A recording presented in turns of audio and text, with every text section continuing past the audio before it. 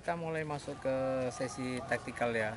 Kita menyiapkan satu skema main. Kita sesuaikan dengan bagaimana Bayangkara yang sudah kita lihat dalam beberapa pertandingan. Tapi juga itu baru antisipasi kan. Kita tidak tahu apakah kemudian Bayangkara merubah atau tidak.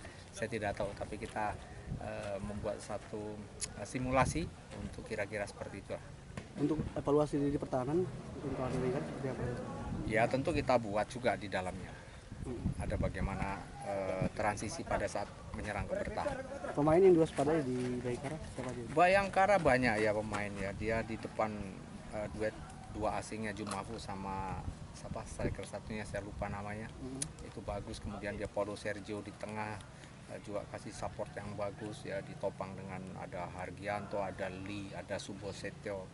Dan memang mereka punya kualitas permainan di tengah dengan di depan, walaupun juga kita tahu fullback dia sangat agresif juga membantu menyerang ya, karena Putu Gede kita tahu agresivitas dia bermain seperti apa.